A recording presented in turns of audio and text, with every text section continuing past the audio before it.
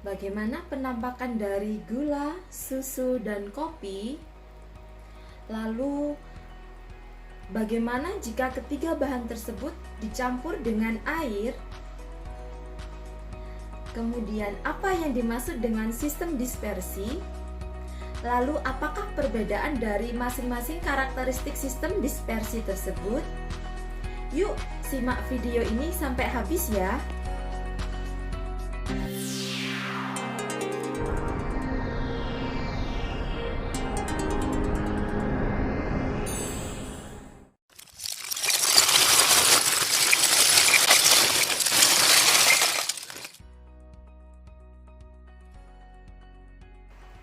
Halo sahabat rumah belajar, jumpa lagi dengan saya Bu Nini dalam mata pelajaran kimia. Nah, kali ini kita akan belajar tentang sistem dispersi. Pada kesempatan kali ini, kita akan sama-sama belajar untuk mengetahui macam-macam sistem dispersi. Kemudian mengetahui juga karakteristik dari larutan, koloid, dan suspensi. Dan kita juga bisa mengaplikasikan contoh sistem dispersi dalam kehidupan sehari-hari. Nah, sahabat, apakah sistem dispersi itu? Sistem dispersi adalah campuran fase terdispersi atau yang biasa kita kenal dengan zat terlarut dengan medium pendispersi atau istilah lainnya pelarut yang bercampur secara merata. Nah, sistem dispersi ini ada 3 jenis. Yang pertama yaitu dispersi molekuler atau istilah lainnya adalah larutan. Kemudian yang kedua adalah dispersi halus, istilah lainnya kita kenal dengan koloid. Yang ketiga adalah dispersi kasar, istilah lainnya kita kenal adalah suspensi. Nah, untuk lebih jelasnya mengenai perbedaan dari ketiga sistem dispersi ini, sahabat bisa melakukan percobaan sederhana di rumah dengan bahan-bahan air, gula, susu, dan kopi. Selanjutnya, sahabat bisa menyiapkan 3 gelas yang berbeda. Gelas yang pertama diisi dengan air dengan gula. Kemudian gelas yang kedua bisa diisi dengan air dengan susu.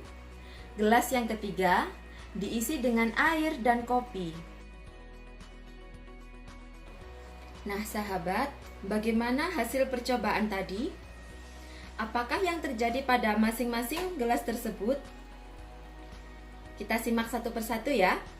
Pada gelas ke-1, apakah yang terjadi? Betul sekali, gula akan larut dalam air dan terbentuk larutan yang tidak berwarna. Nah, inilah yang kita sebut dengan larutan. Kemudian, apa yang terjadi pada gelas kedua? Tepat sekali, susu akan larut dalam air dan terbentuk larutan yang keruh.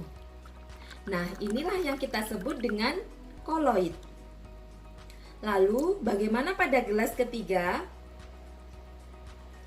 Ya, betul sekali. Jadi, kopi itu tidak bisa larut dalam air. Dan kopi tersebut akan mengendap ke bawah. Inilah yang kita sebut dengan suspensi. Nah, untuk lebih jelasnya mengenai hasil percobaan tadi, silakan lihat ilustrasi gambar berikut. Pada gelas yang pertama, itu adalah larutan. Nah, pada larutan ini, tampak larutan tidak berwarna. Atau istilah lainnya adalah campuran homogen. Apa sih yang dimaksud dengan campuran homogen itu? Campuran homogen yaitu campuran yang terdiri dari satu fase. Nah, pada gelas kedua adalah gelas yang berisi koloid. Bagaimana kenampakannya? Jadi, pada koloid itu tampak homogen, tetapi sebenarnya dia adalah heterogen. Kenapa bisa seperti itu? Karena pada gelas yang berisi sistem koloid atau campuran air dengan susu tadi, partikel susu tidak benar-benar bercampur secara merata jika kita amati dengan mikroskop. Nah, pada gelas yang ketiga adalah suspensi, yaitu campuran air dengan kopi tadi. Nah, di sini sudah terlihat perbedaannya, yaitu dia adalah campuran heterogen atau campuran yang terdiri dari dua fase. Jadi yang fase di atas itu adalah air, yang di bawah adalah kopi atau zat terlarutnya. Nah, itu tadi perbedaan dari ketiga sistem dispersi.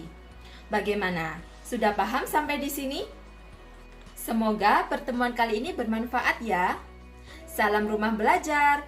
Belajar di mana saja, kapan saja, dengan siapa saja.